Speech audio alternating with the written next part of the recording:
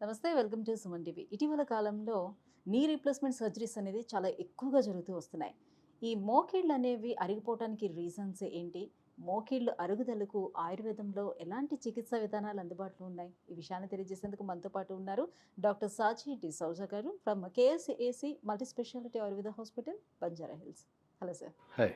Sir, మోకాళ్ళ అరుగుదల ఎవరో ముసలివాళ్ళకి ఇంతకుముందు వచ్చేవి. కొంచెం ఏజ్ అయిపోయిన తర్వాత మోకాళ్ళు అరిగిపోయి నడవడానికి కష్టపడుతూ ఉండేవారు. సో కానీ ఇప్పుడు చూసుకుంటే చాలా ఎర్లీ ఏజ్‌లోనే మోకాళ్ళు సర్జరీకి చాలామంది వెళ్ళిపోతున్నారు. ఆ సంఖ్య పెరుగుతూ వచ్చేస్తుంది. ఎందుకని మోకాళ్ళు అరిగిపోతున్నాయి? ఏంటి బేసిక్ రీజన్స్? జబ్బులు ఒక 70-80% ముదిరినప్పుడే ఒకప్పుడు సర్జరీ చేసేది. అంటే డాక్టర్స్ కూడా అప్పుడు అంత రిస్క్ తీసుకునేవారు కాదు సర్జరీకి వెళ్ళడానికి.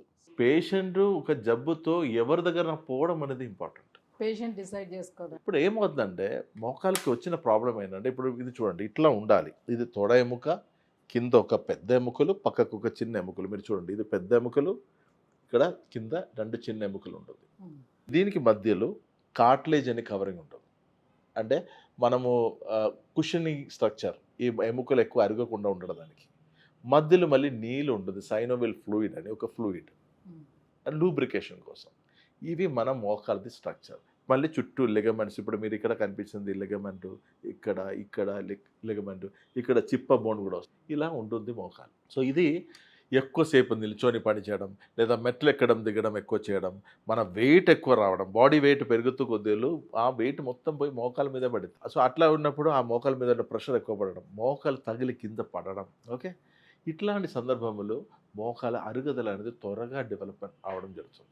యాక్చువల్లీ మీరు చెప్పేది అదే, 70-80 ఏళ్ళు వచ్చినప్పుడు రావాల్సినది ఈ రోజులు మనకు త్వరగా వస్తుంది. ఎందుకంటే మన వెయిట్ ఒకటి, ల్యాక్ ఆఫ్ ఎక్సర్సైజ్, మోకాలు చిరిగే స్ట్రెంగ్తన్ చేసిన ఎక్సర్సైజ్ లేకపోవడం, మళ్ళీ ఈ మసిల్స్ వీక్ అయిన విధంగా ఉన్న మన హ్యాబిట్స్.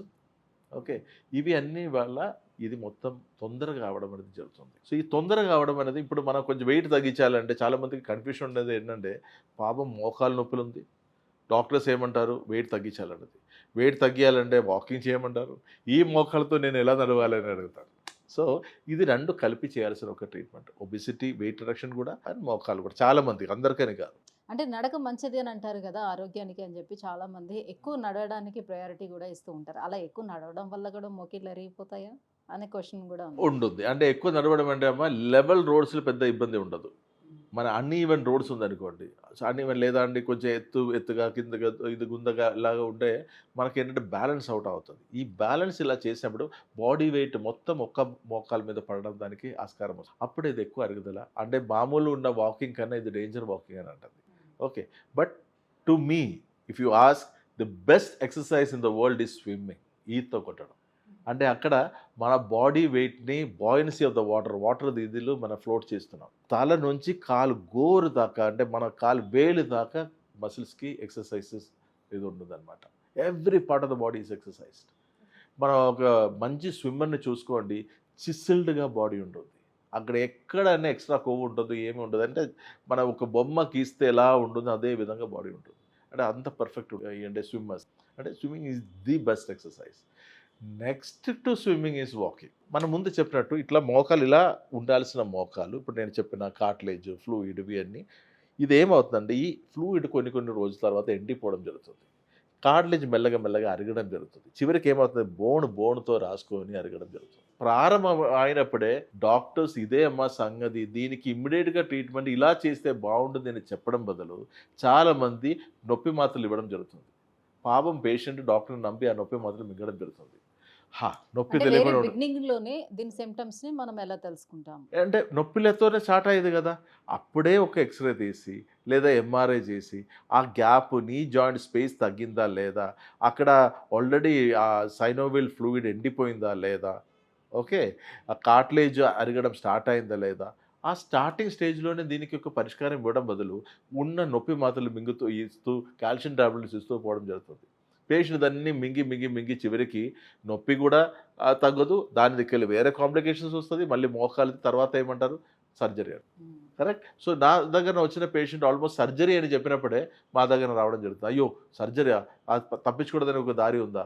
సో మీడియాలో కానీ ఎక్కడైనా చూస్తే నా పేరు దొరికితే రావడం జరుగుతుంది. సో ఆ స్టేజ్ నుంచి ఇప్పుడు ఇట్లా ఉండాల్సిన జాయింట్ మా దగ్గర వచ్చినప్పుడు ఆల్మోస్ట్ బయటకి ఇప్పుడు పక్కకి జారి ఈ షేపులు ఉంటుంది ఆల్మోస్ట్. అంటే సర్జరీ స్టేజ్‌లో మీ దగ్గరకి వచ్చారంటే ఇట్స్ అ ఫైనల్ స్టేజ్. ఈ అవును. ఫైనల్ స్టేజ్‌లోని ఇప్పుడు మీరు అంటే సర్జరీతో అవసరం లేకుండా ఎలా దాన్ని ట్రీట్ చేయగలుగుతారు? అదే ఫస్ట్ మనం చేసినట్టు ఇప్పుడు ఈ పొజిషన్లో ఇలా వచ్చిన వాళ్ళని ఈ ముక్కలు మన ఇట్లా ఉండదనుకోమ్మా, ఇలా ఉండాల్సింది ఇలా ఉండదనుకోండి. హ్మ్. ఓకే, మనం కడుపులో మందులు ఇస్తే ఇది ఆటోమేటిక్ సెట్ అవుతుందా? హ్మ్. ఏదన్నా మూర్ఖులు నమ్ముతారా అలా? హ్మ్. సో పేషెంట్ అయిన వాళ్ళు కూడా ఆలోచన చేయాలి, మందుల ద్వారా తగ్గిపోయిన జబ్బులా నాది అని. అంటే కేవలం పెయిన్ మాత్రం అప్పటికి రిలీఫ్ ఇస్తుంది. అంతే, అందుకంటే మత్తుగోలి కదా అది. ఇట్లా అయిపోయిన ఎముకల్ని తిరిగి ఇలా సెట్ చేయాలి కదా, మళ్ళీ మధ్యలో ఉన్న గుజ్జు తిరిగి తీసుకురావాలి కదా.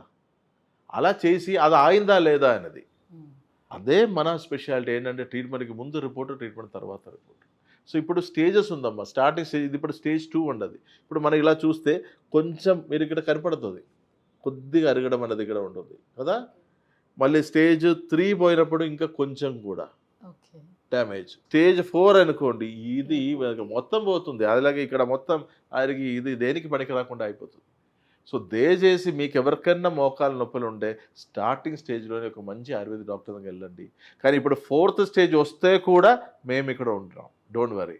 మరీ టూ మచ్ అయిపోయింది కదా ఇంకా సర్జరీ కాదు. నేనే లాస్ట్ వర్డ్ అని చెప్పడం లేదు, కానీ సర్జరీకి వెళ్ళే ముందు ఒక్కసారి కేసెస్లో అడిగిపెట్టి చూడు.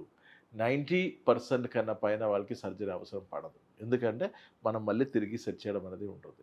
అది సెట్ అయిందా లేదా అని మళ్ళీ ఎక్స్రే ఎంఆర్ఐ తీసి చూడడం కూడా జరుగుతుంది. అలాగే లిగమెంట్ ఇంజురీ, చాలా మంచి లిగమెంట్ ఇది ఉంటుంది. లిగమెంట్ మొత్తానికి చిరిగిపోయింది అనుకో, మనం ఏం చేయడానికి ఉండదు. అది కూడా ఒకటో రెండో లిగమెంట్ కాదు కదా, అక్కడ చాలా ఉన్నాయి. హ్మ్. అది విరిగిపోయింది చిరిగిపోయిందని చెప్పుకొని మళ్ళీ సర్జరీ, కీ హోల్ సర్జరీ, ఆ సర్జరీ. 95% జబ్బులకి సర్జరీ అవసరం. ఓకే. సర్జరీ లేకుండానే కన్వెన్షనల్ సిస్టమ్ ఆఫ్ ట్రీట్మెంట్లో తగ్గించడం కుదురుతుంది. అది కూడా తగ్గిందా లేదా అనే ట్రీట్మెంట్ తర్వాత మళ్ళీ మీరు రిపోర్ట్ కూడా తీసి చూడొచ్చు. ఏ డాక్టర్ దగ్గర వెళ్తే కూడా అమ్మ నేను ఒక్క అడ్వైస్ మీకు ఇవ్వడం ఏంటంటే, ఏ జబ్బులతో కూడా వెళ్ళండి, ట్రీట్మెంట్కి ముందు రిపోర్ట్ ఉండాలి, ట్రీట్మెంట్ తర్వాత రిపోర్ట్ ఉండాలి. దీనిలో మార్పు వచ్చిందా లేదా అది మనకు ముఖ్యం. ఎస్పెషలీ ఓస్టియోఆర్థరైటిస్ లాంటి case, cervical lumbar spondylosis case, disc prolapse case, ఎముకలు పక్కకి జారి spondylolisthesis case, hmm. Even paralysis. Okay. పారాలిసిస్లో పేషెంట్ మూమెంట్ అన్నీ తిరిగి వచ్చిందంటే ఓకే హ్యాపీగా కాదు, లోపల ఉన్న గడ్డ కరిగిందా, అది హిమరేజిక్ బ్లీడ్ అయితే అది కరిగిందా, ఇన్ఫాక్ట్ ఉన్నది ఇన్ఫాక్ట్ కరిగిందా, అది ఎంతవరకు సెట్ అయింది, ఇవన్నీ మనం ఫ్రీక్వెంట్గా రిపోర్ట్ తీసి తెలిసిపోవాల్సిందే. కేవలం మూత్రపిండంలో స్టోన్ రాయి ఉండే, ఆ రాయి కరిగిపోయిందా లేదా, ట్రీట్మెంట్కి ముందు ట్రీట్మెంట్ తర్వాత. సో ఏ డాక్టర్ దగ్గర ఏ సిస్టమ్ ఆఫ్ మెడికేషన్ మీరు తీసుకుంటే కూడా ట్రీట్మెంట్కి ముందు ట్రీట్మెంట్ తర్వాత రిపోర్టు చూడడం మర్చిపోకండి. Right. Thank you so much sir. So మోకాళ్ళ అరుగుదలకు కారణాలు అండ్ చికిత్సా విధానాలు తెలియజేసినందుకు థ్యాంక్ యూ.